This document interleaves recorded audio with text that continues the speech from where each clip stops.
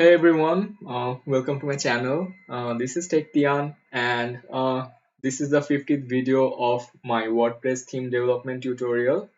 So I try to make videos as simple as possible, so that everyone can understand, even the guy with absolutely no knowledge on WordPress. I tried to make videos for that person as well, so that each and every person can understand what is going on, and how to improve the skills and everything.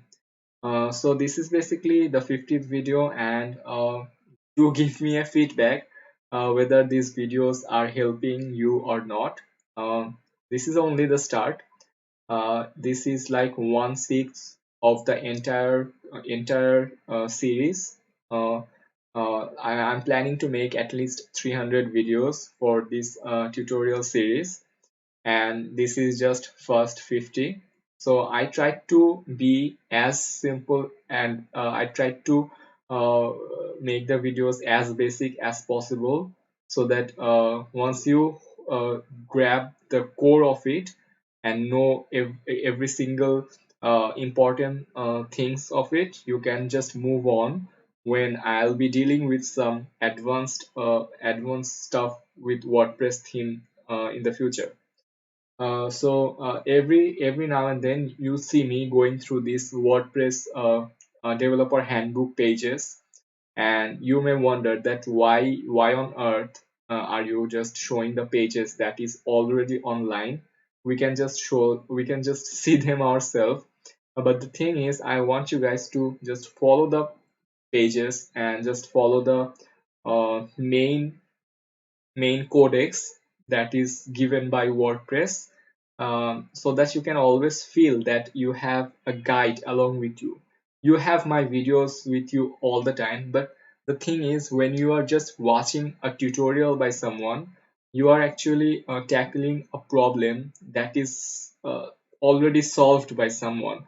So when you will replicate that problem in your own life, in front of your PC, that you will know how to handle that problem. But in the future, when you will deal some another problem that you are not familiar with, and if you just have the core knowledge, and you are not used to uh, being outside your box, then you may face some problem dealing with that issue. So programming is all about fixing everything on your own with the help of what is already out there. So suppose you have a problem in front of you and you want to solve it. So how do you do that? First, you need to know the necessary information to solve the problem. Then, if you don't, if you can't solve the problem, then you may go to Stack Overflow, or you may ask some senior developers out there how they can solve it, uh, just to get the concept of it. So every now and then you will need help of other people, or some website, or some videos to solve something. So it's actually a good practice that you are always learning new things. So I always encourage other people to go through the developer guidebook that is given by the WordPress developers, because everything is already there. People have already invested so much time, into writing those things. So if you don't go through those, you won't develop the habit of seeing those things. That's why I give some give, that's why I give strong emphasis on going through that stuff, because I can just show you how to deal with WP query. I can just show you how to get the title of the WordPress theme. But you do need, but the thing that I want you to do is, I want you to know how that came from.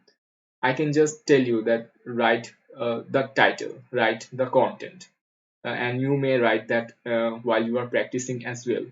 But at the same time, you have to know where these came from as well. So if anytime in the future you face a problem, you can just go to that page and look that for yourself instead of being confused. So that is my core concern, and that's why I made such basic and small and simple videos for you guys. So let me know how you guys are dealing with it, whether you are practicing everything or not. And I'll be seeing you guys in my next video with some more WordPress theme development tutorials. And I'll be seeing you guys in my next video. I just said that twice, didn't I? So yeah, take care. Bye bye.